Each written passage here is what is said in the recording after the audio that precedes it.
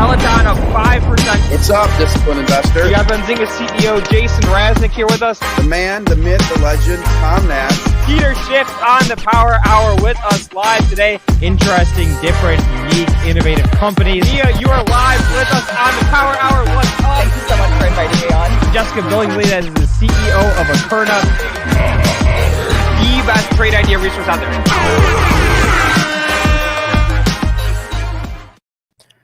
What is up, ZingerNation? Happy Monday. The markets are back open, and look who we have back in the office.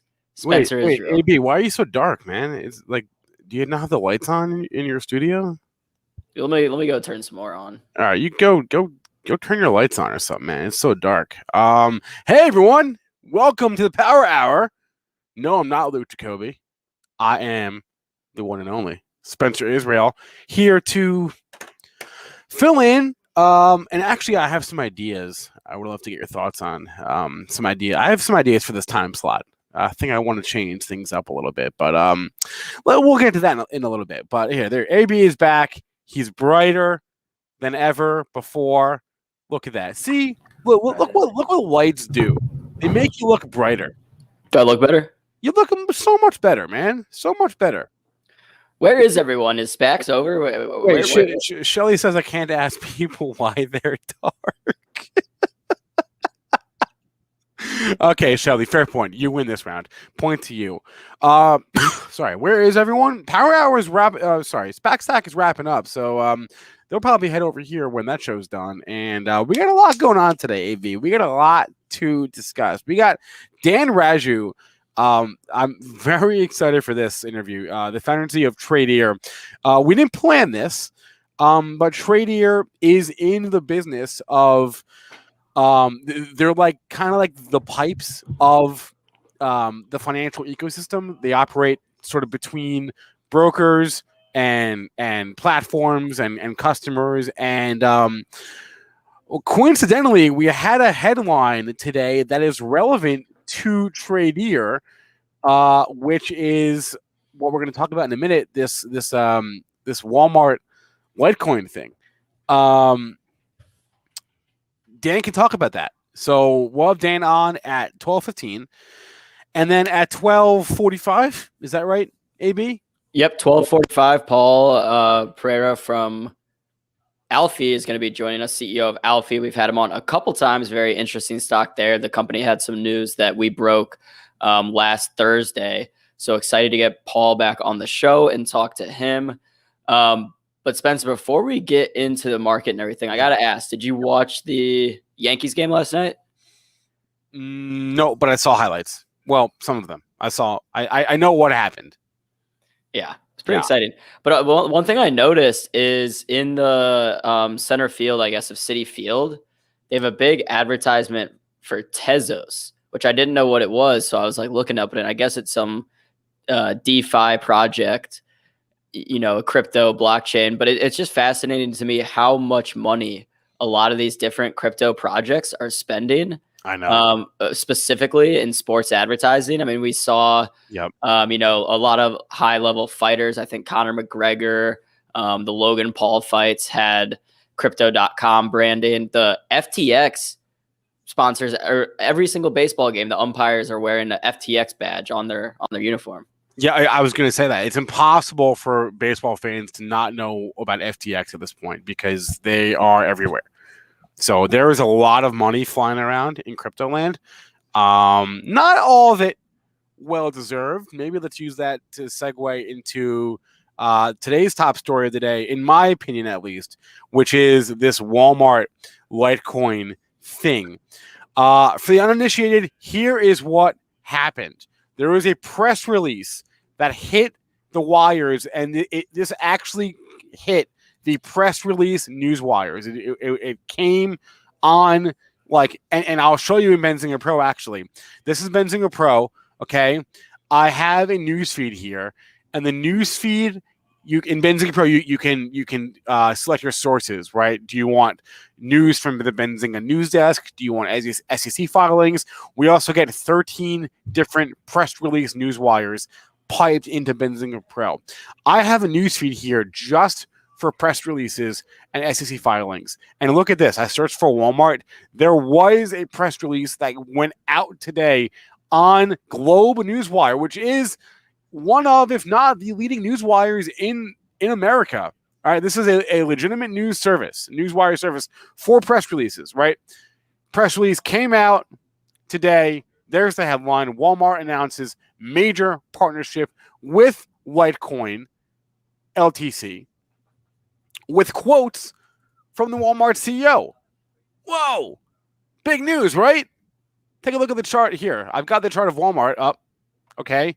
This is a 15-minute chart on the right. Spike on that, and notice how it hit at 9:30, right at the open. But whoa. Not so fast, my friend, as Lee Corso would say. This was not a real press release. This was a fake press release, and I'll pull up the chart of Litecoin. Look at this. This is a 1-minute chart of Litecoin today. Spiked up to 240, and then people were like, whoa, is this real? No, it was not. It was not real. We have some headlines. This is a separate news feed I have just for the Benzinga news desk. And everyone, a lot of people got duped on this, right? I mean, we did too, frankly. You can see the headline right there, 9:32. We saw the press release. It is extremely rare for a fake press release to hit the news wires, to actually go out on the wires. I can only think of like one other time where it happened. In my 6 years at Benzinga, right? So do you remember what that was? It was like 4 years ago, man. I wish I could remember, but my point is, it's extremely rare for you might see a fake headline on any given day, right? There's fake headlines all the time, but for a fake press release to actually get sent out on a real newswire service, extremely rare. That is why a lot of outlets, Benzinga included, I saw it on Reuters, I saw it on Bloomberg, fell for this press release.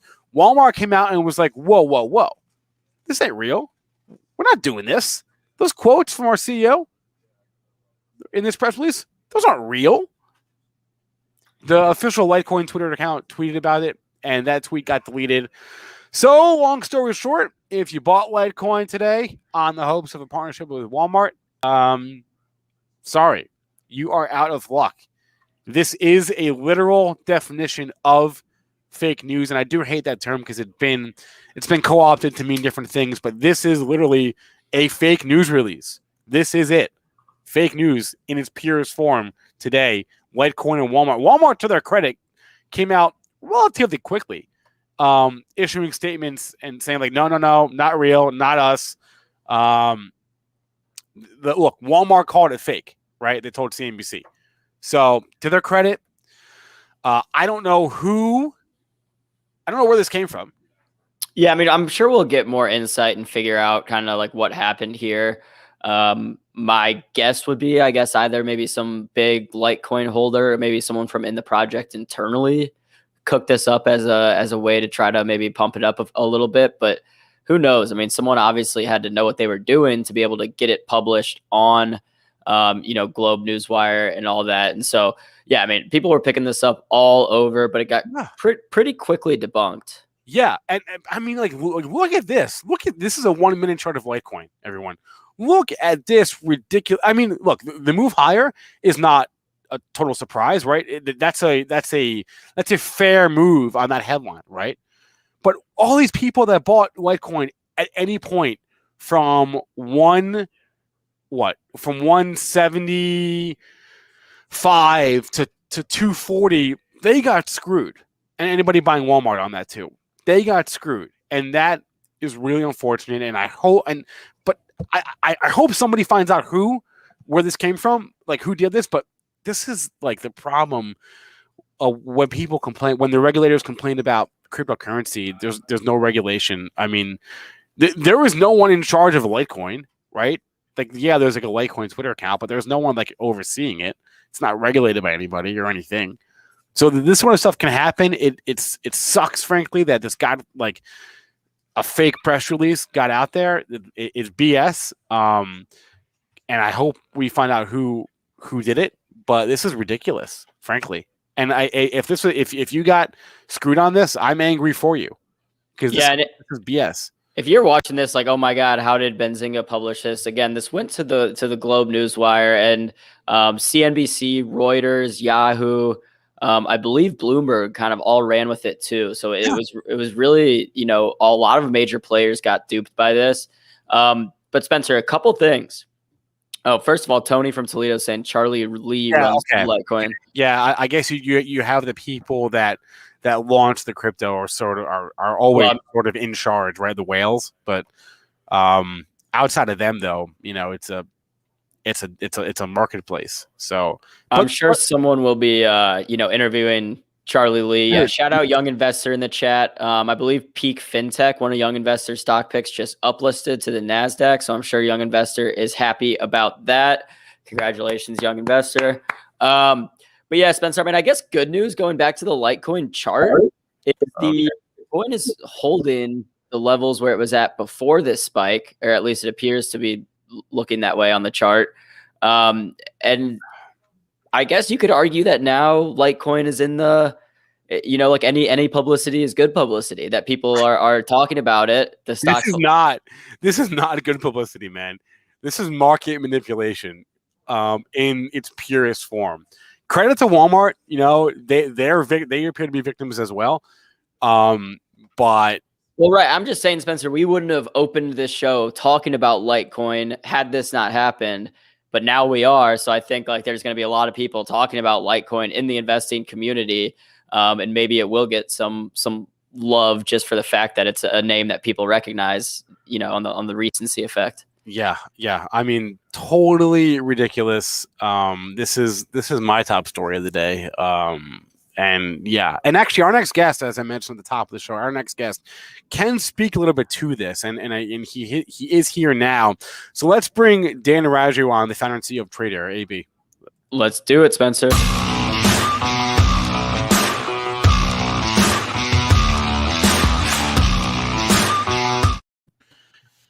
Dan Raju, CEO of Tradier, welcome to the PowerHour. Hey, how are you guys doing? Dan, we're doing great, Dan. We didn't plan this, but it's a good day to have you on. Tradier is, as I described at the top of the show, so you sort of operate as like the pipes of the financial ecosystem between platforms and brokerages and data providers and investors, right? Is that a fair description? Yeah, it is. I think it's actually when it hits the road, it's really simple.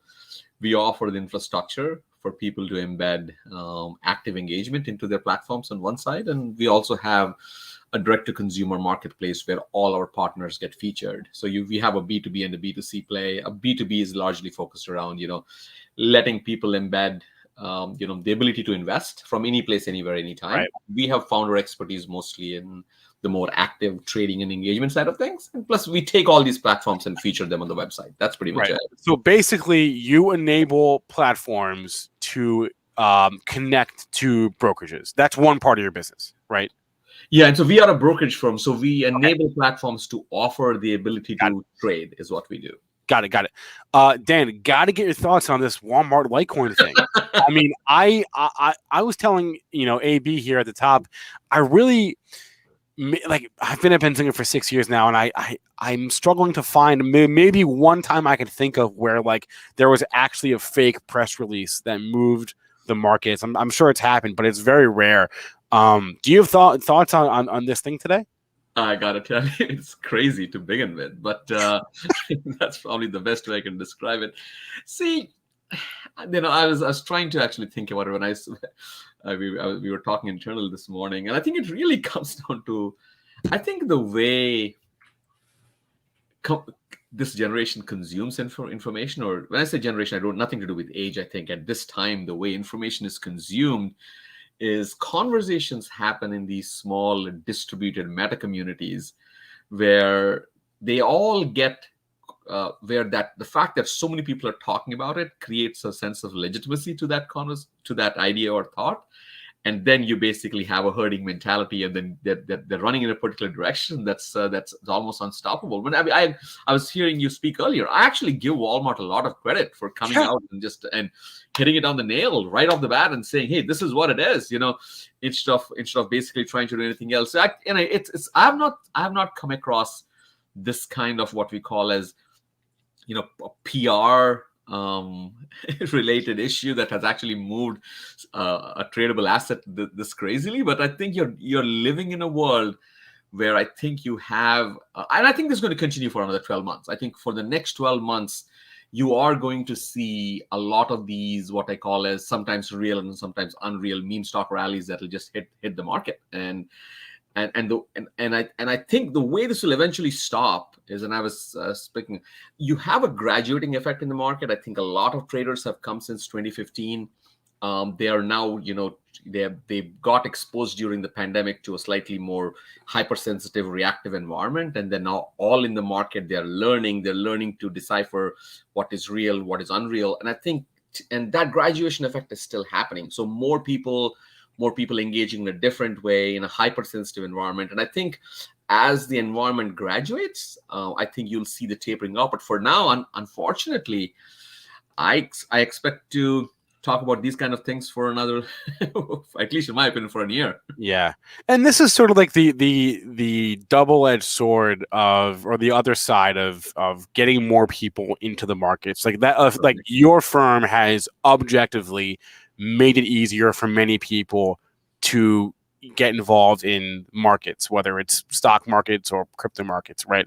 And that's great, right? But then the other side of that is the more people are involved, then the more inexperience there is out there, and the easier it is for this sort of thing to happen, right? And that's sort of like the other side of that coin that I'm sure people like you grapple with. Yeah, I think, right? So you have this perfect confluence of so many things that have hit the market all at the same time. Yeah. The one is that, it is infrastructure firms like ours, and we do it for hundreds of firms. We actually make it easy for people for companies, platforms, developers, startups, everybody to offer the capability to trade. So you are enabling a lot of people to come into the market. Right. Now, what is also happening is these, with so much choice, they're all going ahead and enabling new breeds of investors to come in and engage in what was a vertical kind of a world 15 years ago, where there are 4 or 5 brokers offering platforms. So vertical world, right? There's a large brokerage firm, it'll offer a front end, you come and use it, and you access the market. Now it's an unbundled multi-tenant world where we enable everybody to with the capability to invest. So now you've got so many more experiences. Plus, on top of that, now you bring the low commissions and people engaging in what I call as socially enabled or socially catalyzed conversations. And now you're going to go through that effect where the market needs to rebaseline itself. I expect that to continue, I think, for another 12 months, like I was saying earlier. What is so special about the next 12 months? I mean, why do you keep saying that? Yeah, there's nothing very scientific about it, other than the fact that I see, this is what I see. I see 2015 to 2019 as the years where a lot of new investors came in, right? Mm-hmm. And I see 2020 and 2021 as the years where they have been exposed to what I call as a rapid graduation effect. And you can see this, right? If you take a look at the amount of options trading that has basically hit the market. I mean, in fact, if some of the numbers that you'll see is in the first 6 months of 2020, right? Total amount of retail options trading were roughly around 1.5 billion contracts were traded. Now you take that to 2021, 3.9 billion contracts were traded in the first 6 months. So you said from 1.5 to 3.9 billion? 3.9 billion. So I think, what's happening now is, I say, a lot of people have come in, and I think and they're engaging in more advanced trading. But I see, and we see it in our day-to-day stuff, is a lot of new platforms are being offered. They're getting educated. They know how to manage risk better. And historically, it has always taken a year for a customer to graduate from a simple stock or a early stage options investing to a more advanced investing.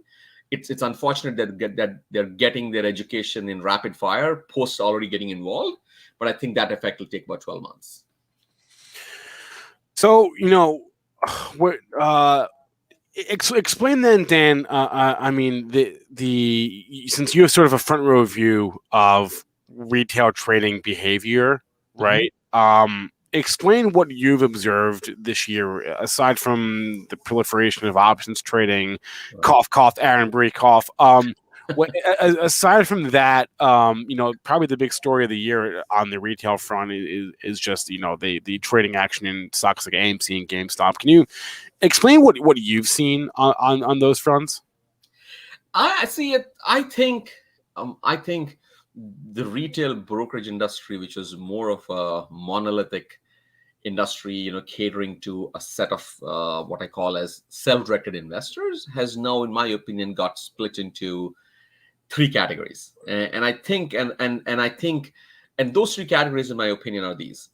You've got the young millennial first-time investor who has been enabled into the market by all these amazing new startups and apps that have basically come in, right? You have that. At the other end of the spectrum, you basically have the existing traders who have been active, who've been there in the market for a long time, and that's I call the active trading world. So you've got the new entries, and you have the active trading world, and then you have got people who are going from one place to another, right? So that I call it the transitional ones in between. So what is happening with right now is both. I think the active traders are involved in the market like the way they have always been. They're very fundamental based. They do their own research. They have a strategy. They have the educators and Benzinga and all these firms do a good job at actually providing great content to those folks. And they are there. They've always been there. And we see this. The traders who are at Tradier, if you take a look at the number of trades per month and the number of contracts per trade for the active trading group, they have been kind of consistent. I mean, it's not some fluctuations here and there, but not a lot, right? But I think if you come to these two sections for people graduating in the early stage investors, those folks are very heavily impacted by what I call as social impulses. Those folks, what they do is they are seeking content, they're seeking their signals, they're seeking their insights, not in the way that I think people used to get them based on research. The way they seek their content is they participate in these. Everybody has, I'll tell you, Discord is like a rapidly growing ecosystem of traders, right? They participate in this Discord, Reddit, and a whole bunch of other communities which we're still not even talking about, right? They're very, very broken down. And there, they basically go through, this is a very interesting I observed. First of all, they basically go through what I call as a herding kind of an impact, where they all agree together and they all act together, number one. Then they go through what is called a FOMO impact. A FOMO impact is fear of missing out because everybody else is doing it. And lastly, and most importantly, is that kind of a group behavior creates overconfidence to all of them. So I think that you combine all three of them, then I think you create this world where the smart people in those communities, take those insights and engage in a technical analysis before they execute. You do have a subset of people who are going to run into or fall prey for that directional play. And I think that's what I see in the market is almost the market has the active trading community is there. They've always been there. And you have got this new breed of customers who are going through one phase to another or have just come in very, very socially catalyzed in their trading behavior. All right, Dan Raju is the founder and CEO of Tradier, someone who's got a really good feel for what's happening just in terms of retail activity, because his business has helped enable it and has grown along with the interest in retail trading. So, Dan, we'll have to get you back on again soon. Thanks a lot for coming on PowerHour today.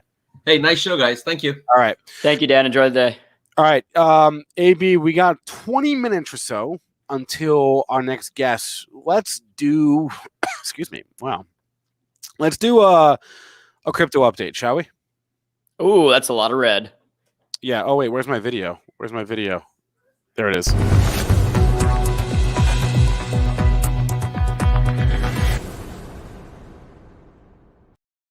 Yeah, a lot of red on the screen.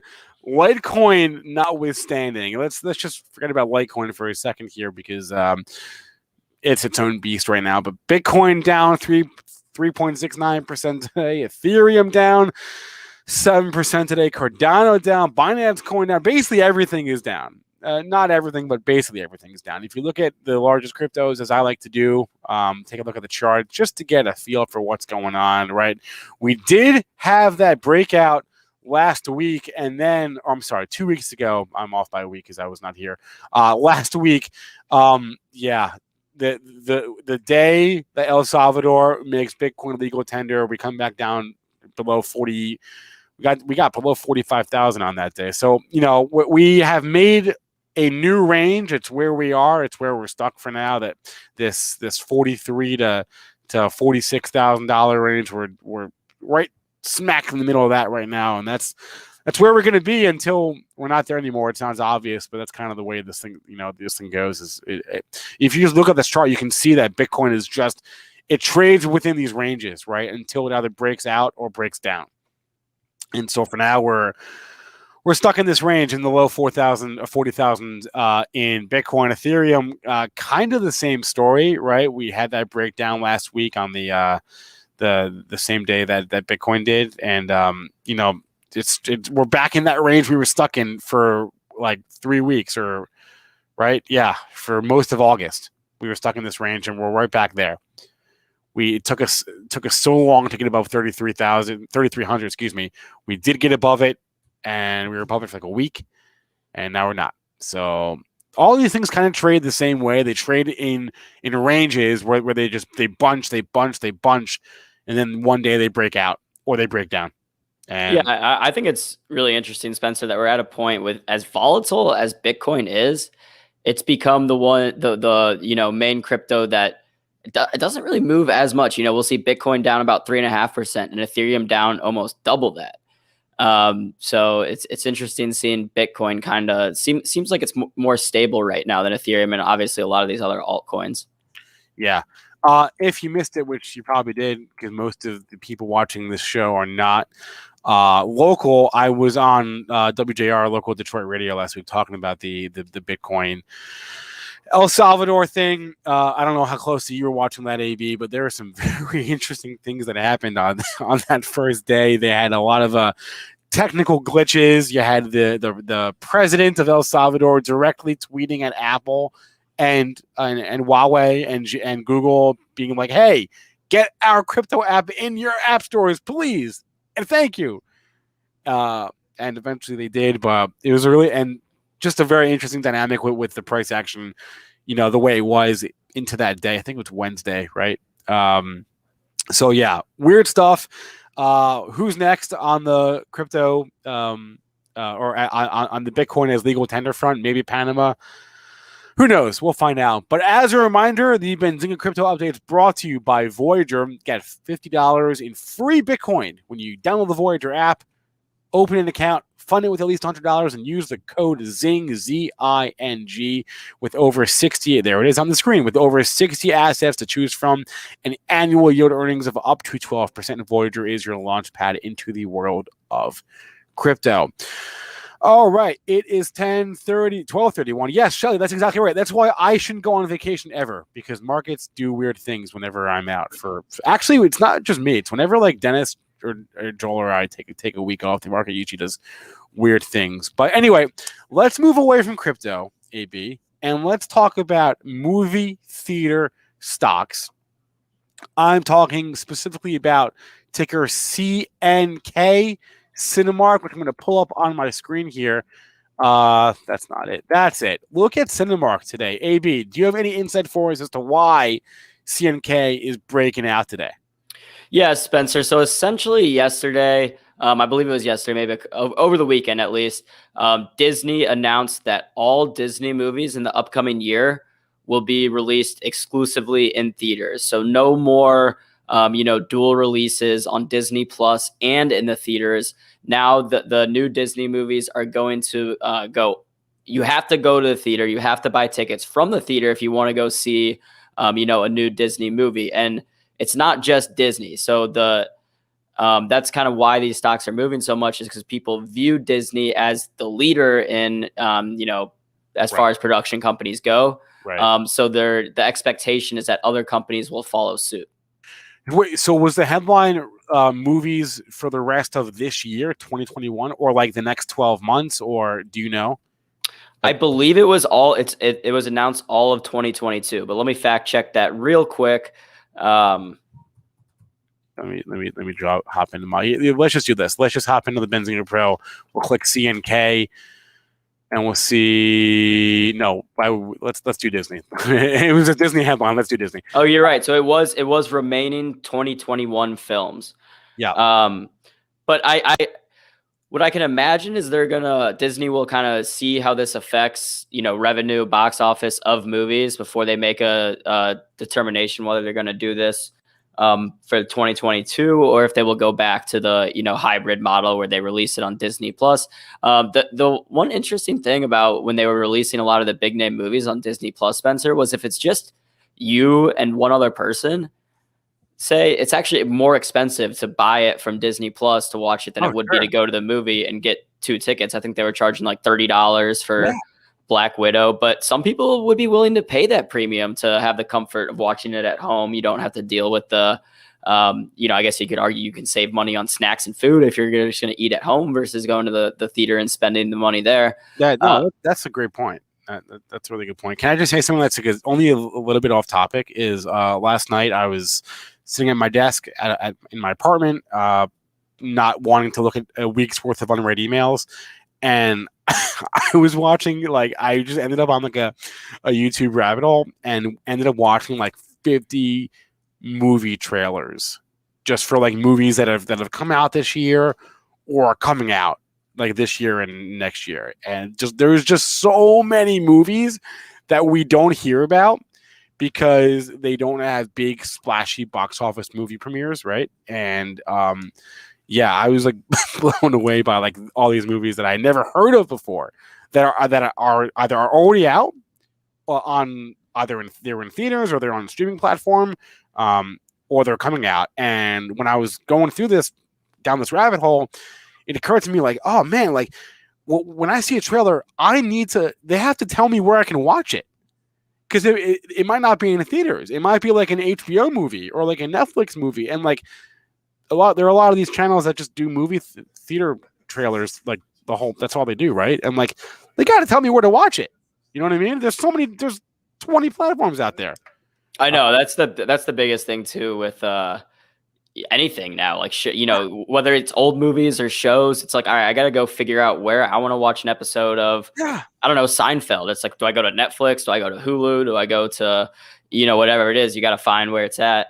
But yeah, I mean, so I think obviously great news for AMC, great news for the other theaters. Shout out everyone in the chat talking about how they sneak food into the theaters, saving some money there. But yeah, I mean, that's actually one of the, there's a sneaky amount of trailers on YouTube that have, hundreds of millions of views. Yeah. So, all right. So Tony from Toledo just asked what channel. I was watching, oh man, now I'm going to have to find it. I was watching, it was called One Media or something. Let me see if I can find it. It was I think it was One Media, ONE Media. That was a channel, and I all it is just movie trailers. And I was just watching it for an hour last night. Not quite an hour, but almost an hour. Just watching these trailers. So anyway, back to the theaters though. My point in bringing that up, only because it was relevant for last night, but also so the headline is Disney is going back to the exclusivity window for their movies, which is fine. That's good news. And someone in chat pointed out or Justin Bieber pointed out, Sony's popping on this, Cinemark's popping on this, AMC a little bit to a lesser extent, but AMC is trading up today, right? Almost 3.5%, right? So that's a good headline for the theaters, sure, but is it really though? Because if the headline is that we are how do I put this? If the headline is that we're not totally abandoning you for now, that's not good, right? That's basically what this headline is saying. We are not abandoning theaters for now, right? The headline is we're going back to the way things were for now. If that's what you're pinning your hopes on, that we're staying with the status quo temporarily, that's not great, right? Like all they said was through the end of this year. That's 3 more months, right? 3.5 more months.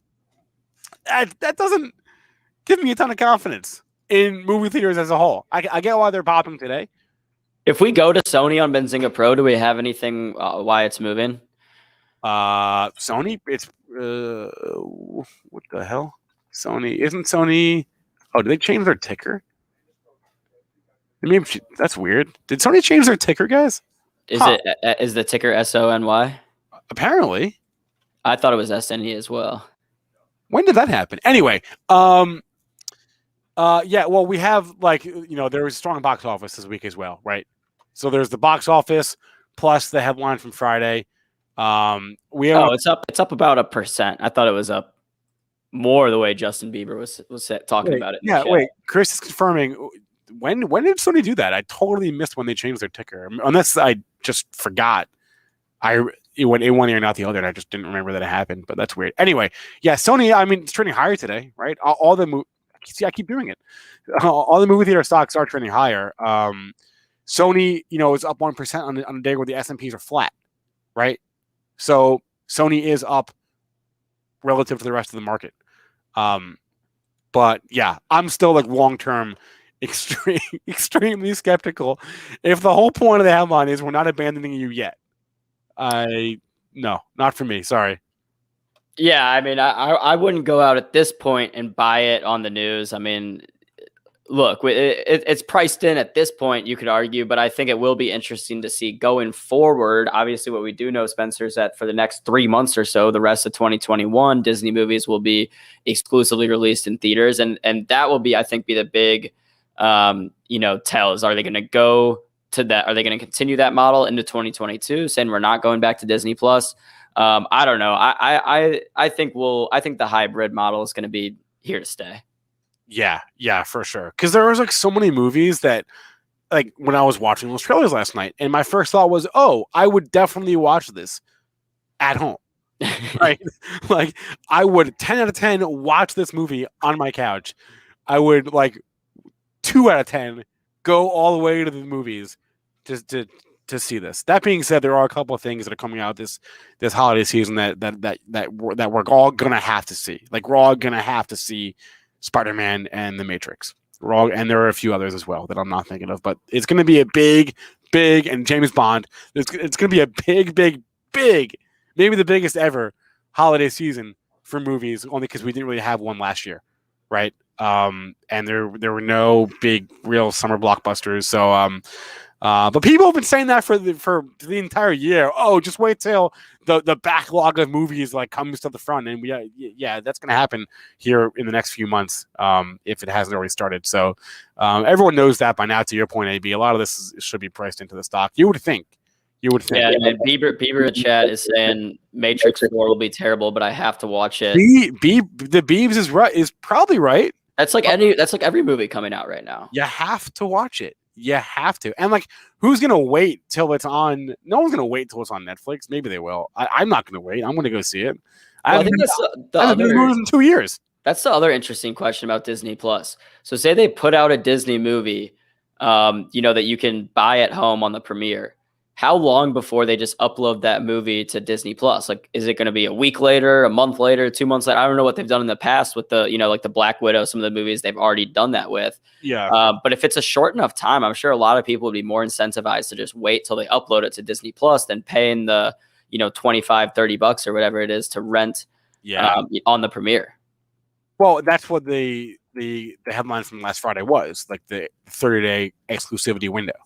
Right, we are not going to put whatever movies, we're not going to put them on Disney Plus for at least a month. That was the whole point. So, but how many people are willing to wait? Probably a decent amount are willing to wait 31 days. Right? 100%. I would wait, even if it's a movie I really want to watch. If it's saving $30, you just got to wait a couple weeks. Although there are movies where people will pay that right away because they don't want to have to wait. So, yeah, I think the movie. Not just producers, but the executives kind of making these decisions don't really know what is the best for consumers, what's going to be the most profitable. So I think there's in a state where they're willing to try different things.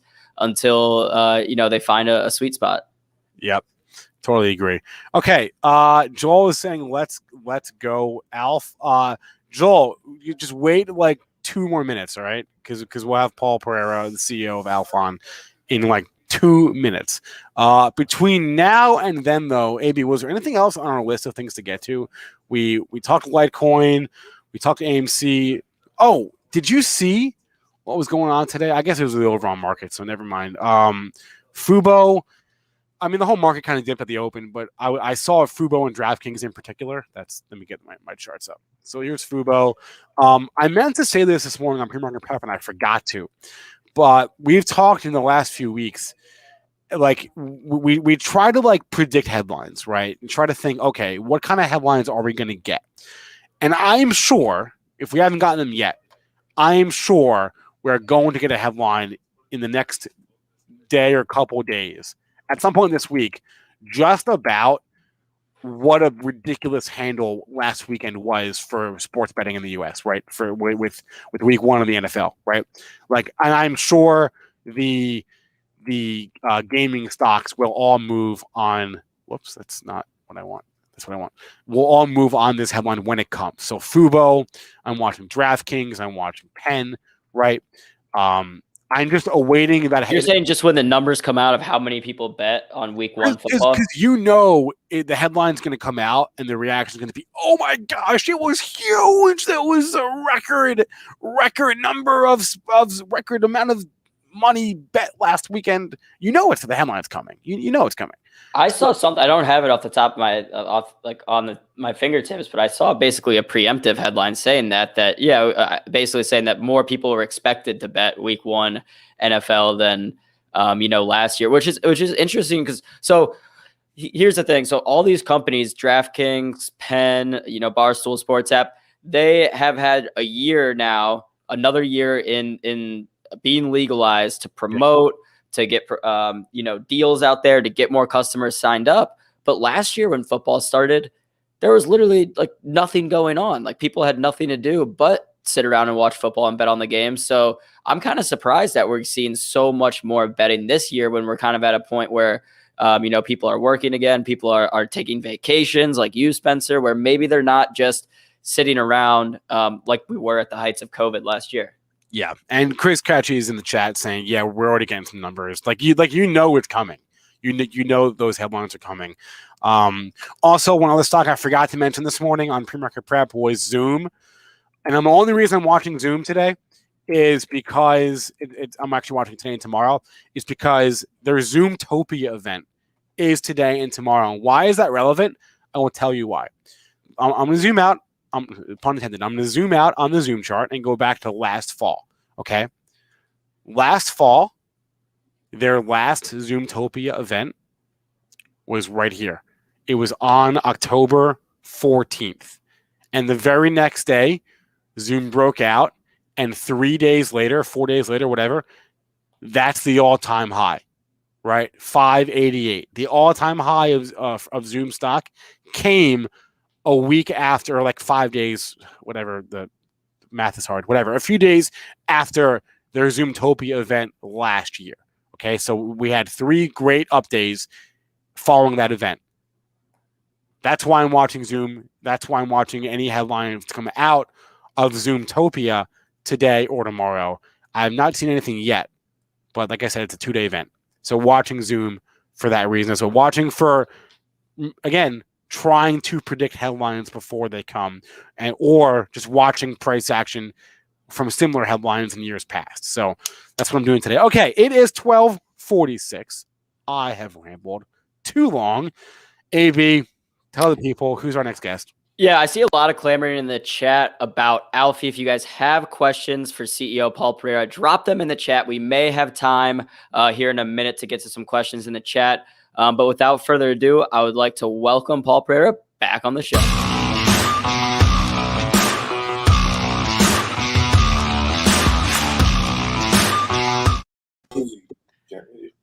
There he is. How's it going? Hey guys, Oh, we're how are live. you? So, Aaron, nice to be back on the show. Yeah, it's nice to have you back. So before we get going, since we may have some new viewers with us today, do you just want to give us a brief rundown on Alfi, what the company is, what the company does? Sure. So we built, the building blocks of the platform that we built was based on three basic principles. Using no cookies, GDPR and privacy compliancy, and being able to provide that real-time transparency and accountability for the brand owners. It's something that they've been asking for years. They've never been able to get it, and we've kept a really strict line when it comes to those three principles. And our platform is capable of delivering not just the digital out of home, but in many other instances, that respectful and ethical content to the right person at the right moment in time. And then we did have some news come out last Thursday, I believe, involving a stock buyback. Do you want to talk about what that news was last Thursday? Oh yeah, we did. Well, we actually completed that about a month ago. We chose to buy back $2 million worth of our own shares, and we did that, and it's in the filings. When you buy back your own stock, you have to make your public filings, and we filed our respective filings with the SEC, and we completed that purchase over 30 days ago. Paul, what was the thought process behind that? The stock was running. We felt that, listen, Alfie is like a fine wine. We've opened the bottle and we give it a chance to breathe, and it's only going to get better with as it matures. We're now going into a market. We've got a disruptive, transformational platform that no one else has. We stand firm and proud behind it, and it's just a matter of time as we move into this market and we bring on things like the programmatic exchanges and big buys, which I'll be happy to share with you where we're at with some of those today. Well, there was the news last week about you partnered with an exchange, but you didn't say who it was. Can you share any more about who you've partnered with? Well, we've actually partnered with many people, and there's going to be a whole series of releases coming out here. It's backed up. We didn't want to let out any releases before the holidays. Purposely, everybody's going on vacation and stuff, but it's about ready to bang out here pretty soon. The average programmatic exchange, it takes an average of about 12 to 18 months to get on board with any one of the programmatics. Alfie signed up the big three programmatics in less than 30 days. It also takes about a minimum of 6 weeks of integration testing for approval before actually coming on stream. Alfie completed integration testing with Vista Media in 6 days, and we'll be running programmatic. Should be this week, but more than that, we'll be able to provide targeting that's never been seen before, not just geolocated, but much more. And so, Paul, gotta ask you about the short report. Was it last week now or 2 weeks ago? I don't even remember. My timing is all off because I wasn't here for a week, but I guess it was 2 weeks ago now. Do you have a reaction to the short report? It was from Bleecker Street Research. They questioned you on your buybacks and the business. Do you have a response? Yes, it's a 21-year-old or 25-year-old college kid. I don't think he knows what he's doing. Most of the report was false information. If we chose to go after him for slander, we could, but he's not worth the airtime. So we pay no attention to it. Okay. Got it. Paul, moving on. What is the difference between the camera and the way that Alfie uses detection in a privacy compliant manner? That's a great question, Aaron. So, the traditional camera that as we know it, that's on our phone, on our computer, on the street corners, in the malls, does what a traditional camera does. It does its facial recognition, it tracks you, it identifies you, it stores your history.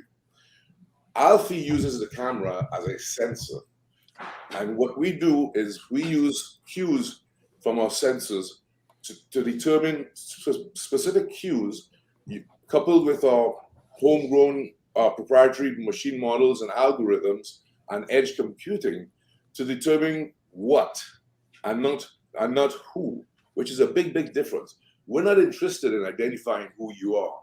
We're interested in identifying whether it's a male or female, whether you're happy or sad, and giving big brands and content providers the information and transparency and accountability that they've been asking for decades. And that's a huge difference between what our traditional camera, as we interpret what that traditional camera is about, and what Alfi actually provides in terms of its censoring using cues. And we don't do facial recognition. We detect certain cues on a person's face. Take, for example, if you smile. When you smile, there's certain crease marks on your eyes that go up. When you're sad, it changes on your eyes. So there's about 212 or 512 different vector matrices points of your face that we would pick up. And based on the differential and changes in our algorithm, we detect certain things about the demographic of what and not who. So we're not interested in Aaron or Paul Pereira or John Smith. We're just interested whether it's a male or female, their average age, and whether they're happy or sad with the content and the brand that's delivered in front of them. And hence the reason that we say Alfi delivers relevant content to the right person at the right moment in time, but in an ethical and a respectful manner with privacy compliance. Paul, questions from our chat here on when you will provide some revenue guidance. I don't know if you will, but I don't know if you we've actually started taking revenue on now. As we speak, Hammersmith Broadway malls, they're actually being handed the keys tomorrow. That turns on the revenue button. I believe today Belfast International Airport is ready and willing and ready to receive revenue streams from brands. The ride shares, we've shipped out thousands of tablets. They're in 14 cities as we speak right now. And that should be firing up with programmatic volumes this week. The other part of it is that the big brands and the direct buys will start firing up in beginning of November. And when I talk about big brands, I'm talking about like big retail, pharma, casinos and cities that allowed major movie releases that we've already pipelined, cannabis in states that are allowed. And our team, Ron Spears and Chris Whalen, who are veterans in the industry, have actually said, surprisingly, they've never seen brands and customers come on so fast to our platform. Normally it takes them months and planning and budgeting for the next quarter and the quarter after that. But when these big brands and content providers see the platform of Alfi and what we're capable of providing, it's what they've been asking for. It's what they want. And so they're coming on and we're pipelining them. So we will definitely, without doubt, be seeing revenues. We'll see a little bit of revenues before Q3, but Q4 is going to be a pretty massive ramp. Yeah, and I see Lewis Frank Motorcars in the chats asking for some names. I think you mentioned earlier, Paul, that we should be on the lookout for some press releases coming out here in the next couple of weeks. Yes. But can we go back to the direct buys real quick? What does that mean for the company, and why are the direct buys? You know, just break down the direct buys for our audience real quick, and explain why that's important to Alfi. Yeah. So you've got the programmatic exchanges that run lots of volumes. But the cost of the rates are a lot lower because it's not as targeted. It's geolocated most of the times. We're actually going to be providing to them more filters than they've ever seen before, but still on the programmatic. A direct buy is like an Anheuser-Busch or Budweiser or PepsiCo coming to you saying, we have a campaign for $500,000 and we would like to target females in these cities and these geolocations, or males. And so now we add on our filters with our machine learning models, and we give them a much more targeted delivery, but also we give them real-time reporting and information. So they know exactly the demographic, not who, but what was delivered, the content or the ad.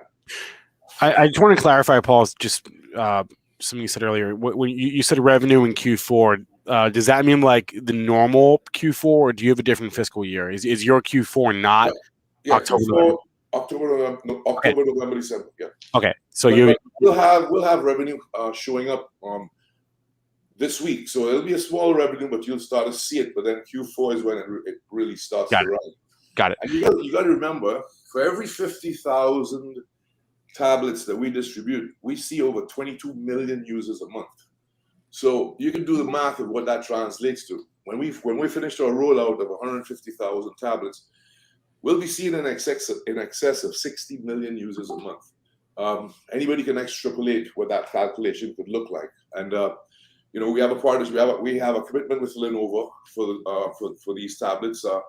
I can't go into all the details that we've been talking with Lenovo about, but there's some interesting things coming out with them and Alfi, really interesting.